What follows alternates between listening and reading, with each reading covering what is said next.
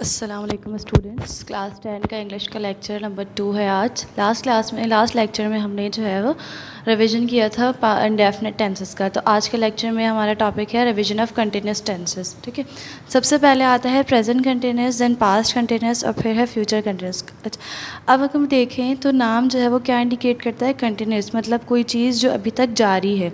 ठीक है, तो जब प्रेजेंट की बात करेंगे तो प्रेजेंट कंटिन्यूस में वो तमाम सेंटेंसेस आ जाएंगे या वो तमाम बातें आ जाएंगी जो आप अभी कंटिन्यू कर रहे हैं जो काम। यानी मैं खाना खा रहा हूँ, जो काम आपके अभी रनिंग में है वो तमाम काम जो है वो प्रेजेंट कंटिन्यूस में आ जाएंगे। खाना खा रहा हूँ, पानी पी रहा हूँ, पढ़ रहा हूँ, खेल रहा हूँ, सो रहा हूँ या जाग रहा हूँ, ये तमाम चीज़ें जो है वो प्रेजेंट कंटिन्यूस में आ जाएंगी। अगर मैं इसका फार्मूला देखूँ तो इसके फार्मूले में क्या है कि subject plus helping verb, 3 helping verbs यहाँ पे इस्तेमाल होते हैं, इज़, आर और एम प्लस वर्ब की जेरेंट फॉर्म। कंटिन्यूस टेंसेस जो भी होंगे उसमें हमेशा वर्ब की जेरेंट फॉर्म, वर्ब की फोर फॉर्म, वर्ब या वर्ब की फर्स्ट फॉर्म के साथ आईएनजी, तीनों बातें एक ही हैं, और फिर ऑब्जेक्ट का इस्तेमाल करते हैं। नेगेटिव बनाते हुए हेल्पिंग वर्ब के फ़ौरन बाद नॉट, यानी subject plus helping verb, then not plus verb की आईएनजी फॉर्म और लास्ट में ऑब्जेक्ट। और फिर इंट्रोगेटिव बनाते हुए helping verb is, are, am plus subject plus verb की जेरेंट फॉर्म, ऑब्जेक्ट और लास्ट में क्वेश्चन मार्क। ठीक है, अब नीचे जो है मैंने एक चीज़ लिखी, वो किया है, कैटेगराइज किया है कि 3 हेल्पिंग वर्ब्स में कौन सा हेल्पिंग वर्ब किस सब्जेक्ट के साथ यूज़ होगा। तो यहाँ पे इज़ जो है वो थर्ड पर्सन सिंगुलर्स के साथ, यानी ही, शी, इट और सिंगुलर नाउन के साथ आपका singular helping verb is use होगा। प्लूरल हेल्पिंग वर्ब आर, वो प्लूरल्स सब्जेक्ट के साथ यूज़ होगा, यानी we, you, they plural noun. और एम जो है वो हमेशा आई के साथ यूज़ करते हैं आप।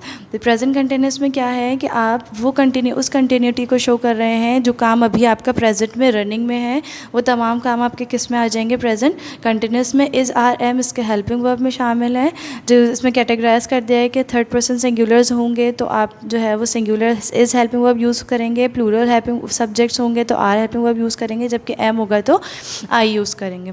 इसी तरह से पास्ट कंटिन्यूस है, तो पास्ट कंटिन्यूस में वो काम, उस काम की कंटिन्यूटी बताएंगे जो पास्ट में आपके कंटिन्यू था, यानी आप थोड़ी देर पहले या टाइम पहले आप जो भी काम कर रहे थे, खाना खा रहे थे, पानी पी रहे थे, पढ़ रहे थे, खेल रहे थे, जा रहे थे, आ रहे थे, या कोई भी एक्स वाई जेड, लेकिन पास्ट की कंटिन्यूटी को शो करने के लिए आप पास्ट कंटिन्यूस का यूज़ करते हैं। इसके हेल्पिंग वर्ब में क्या है कि subject plus helping verb was और वर, देन वर्ब की जेरेंट फॉर्म और लास्ट में ऑब्जेक्ट। देखिए तीनों सेंटेंसेस में जो है वो वर्ब की जेरेंट फॉर्म, यानी कंटिन्यूस टेंस में हमेशा आप वर्ब की जेरेंट फॉर्म यूज़ करते हैं। देन नेगेटिव बनाते हुए subject plus helping verb was और वर्ब के हेल्पिंग वर्ब के बाद जो है वो नॉट आता है, देन वर्ब की जेरेंट फॉर्म और लास्ट में ऑब्जेक्ट। इसी तरह से इंट्रोगेटिव बनाते हुए helping verb was were plus subject plus verb की जेरेंट फॉर्म, ऑब्जेक्ट और लास्ट में क्वेश्चन मार्क। यहाँ पे दोबारा मैंने जो है वो 2 हेल्पिंग वर्ब्स हैं तो दोनों को कैटेगराइज किया हुआ है। जिस तरह से प्रेजेंट कंटिन्यूस में जो है वो इज़ यूज़ किया था हमने थर्ड पर्सन सिंगुलर्स के लिए, इसी तरह से पास्ट कंटिन्यूस में हम वॉज यूज़ करते हैं थर्ड पर्सन सिंगुलर्स के लिए, यानी I, we, I, he, she, it singular noun, और यहाँ पे वर यूज़ करते हैं प्लूरल्स के लिए, यानी we, you, they plural noun. तो पास्ट कंटिन्यूस में क्या है कि पास्ट की कंटिन्यूटी को शो करने के लिए आप पास्ट कंटिन्यूस का यूज़ करते हैं। हेल्पिंग वर्ब जो है वो यहाँ पे वॉज और वर होते हैं, बाकी सेम एज इट इज़ जैसे प्रेजेंट कंटिन्यूस का फार्मूला था, इसमें भी वही यूज़ होगा, बस हेल्पिंग वर्ब का डिफरेंस होता है। अब आती है बात फ्यूचर कंटिन्यूस पे। तो फ्यूचर कंटिन्यूस क्या है कि फ्यूचर की कंटिन्यूटी को शो करने के लिए आप क्या यूज़ करते हैं? फ्यूचर कंटिन्यूस, यानी चाहिए होती है प्लानिंग, यानी मैं ये काम कर रहा हूँगा, या आप कुछ इमेजिनेशन में आप ये बात बोल रहे हैं कि मैं ये काम कर रहा हूँगा, या वो जिसके लिए आप श्योर हैं कि आप ये काम करेंगे कुछ देर बाद, तो उसके लिए आप फ्यूचर कंटिन्यूस का यूज़ करते हैं। यानी मैं खाना खा रहा हूँगा, मैं खेल रहा हूँगा, मैं मार्केट जा रहा हूँगा।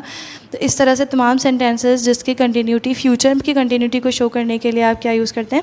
Future continuous. इसके हेल्पिंग वर्ब में जो है वो विल बी का यूज़ करते हैं। अच्छा, यहाँ पे विल बी पूरा एक हेल्पिंग वर्ब है, लेकिन 2 यहाँ पे वर्ड्स यूज़ हुए हैं, विल और बी। तो सब्जेक्ट अफर्मेटिव में अगर हम देखें कि subject plus helping verb will be plus verb की जेरेंट फॉर्म और फिर ऑब्जेक्ट। और नेगेटिव बनाते हुए हमेशा क्या करेंगे, जब इस तरह से एक बड़ा जो है वो हेल्पिंग वर्ब यूज़ होता है, विल बी है, विल हैव है, या विल हैव बीन है, या हैज़ बीन है, हैव बीन है, हैड बीन है, तो हमेशा इस तरह के जब हेल्पिंग वर्ब्स यूज़ होते हैं तो नेगेटिव बनाते हुए इनके दरमियान में आप नॉट लगाते हैं। जैसे मैंने यहाँ लगाया subject plus helping verb will plus not plus be, verb की जेरेंट फॉर्म और ऑब्जेक्ट। इसी तरह से जब आपने विल के बाद नॉट देन बी लगाया, इसी तरह से इंट्रोगेटिव बनाते हुए विल के बाद सब्जेक्ट प्लस बी और वर्ब की जेरेंट फॉर्म, ऑब्जेक्ट और लास्ट में क्वेश्चन मार्क रखेंगे। यहाँ पे एक ही हेल्पिंग वर्ब है विल बी, तो आप जो है वो तमाम सब्जेक्ट्स के साथ सिंगुलर्स हो या प्लूरल्स सबके साथ आप क्या यूज़ करेंगे, विल बी। ठीक है, तो यहाँ पर रिपीट करते हैं कि प्रेजेंट कंटिन्यूस, पास्ट कंटिन्यूस और फ्यूचर कंटिन्यूस में क्या डिफरेंस है कि प्रेजेंट की कंटिन्यूटी को शो करने के लिए आप प्रेजेंट कंटिन्यूस का यूज़ करते हैं, पास्ट की कंटिन्यूटी को शो करने के लिए आप पास्ट कंटिन्यूस का यूज़ करते हैं, फ्यूचर की कंटिन्यूटी को शो करने के लिए आप फ्यूचर कंटिन्यूस।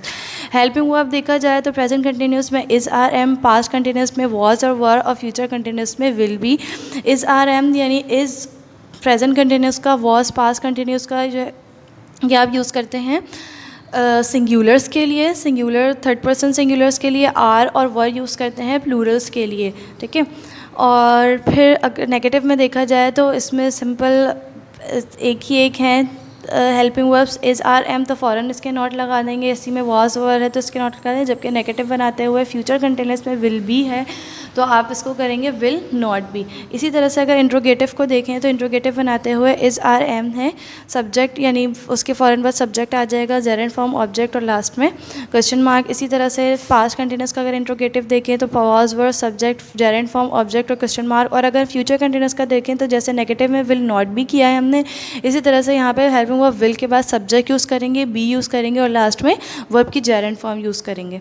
तो यहाँ पे ये लेक्चर जो है वो कंप्लीट होता है कि प्रेजेंट कंटिन्यूस, पास्ट कंटिन्यूस और फ्यूचर कंटिन्यूस तीनों में क्या डिफरेंस है, तीनों किस किस चीज़ की कंटिन्यूटी को शो करते हैं, हेल्पिंग वर्ब कौन सा यूज़ होता है और आपने जो है वो किस हेल्पिंग वर्ब के साथ क्या लगाना है। दूसरा ये कि अगर दो हेल्पिंग वर्ब एक साथ आ जाएँ यानी विल बी की तरह तो आपने नॉट कैसे लगाना है और इंट्रोगेटिव बनाते हुए उसमें सब्जेक्ट किस तरह से मेंशन करना है। तो आपने क्या करना है, आपका होमवर्क कि आपने तीनों टेंसेस के यानी प्रेजेंट कंटिन्यूस, पास्ट कंटिन्यूस और फ्यूचर कंटिन्यूस के 10 सेंटेंसेस जो है वो बनाने हैं होमवर्क में। तो ये वाला वर्क आप सिर्फ सेंटेंसेस बना लीजिएगा। ये वाला लेक्चर तो आपके पास मतलब एक रिवीजन लेक्चर है, ये आप लोगों के लिए रिवाइज़ करने के लिए ये वाला लेक्चर मैंने करवाया। सेंटेंसेस की प्रैक्टिस ज़्यादा से ज़्यादा करेंगे तो आप लोगों के लिए आसानी होगी, यानी आगे जाके बनाने में कोई प्रॉब्लम नहीं होगी आपको। यहाँ पे आज का लेक्चर कंप्लीट होता है। इंशाल्लाह हम नेक्स्ट लेक्चर में आगे परफेक्ट के टेंसेस को देखेंगे। और ये बात याद रखिएगा, हमेशा कंटिन्यूस टेंसेस में आप वर्ब की जेरेंट फॉर्म यूज़ करते हैं, परफेक्ट टेंसेस में आप वर्ब की थर्ड फॉर्म यूज़ करते हैं। नेक्स्ट लेक्चर में परफेक्ट टेंसेस को देखेंगे। Thank you.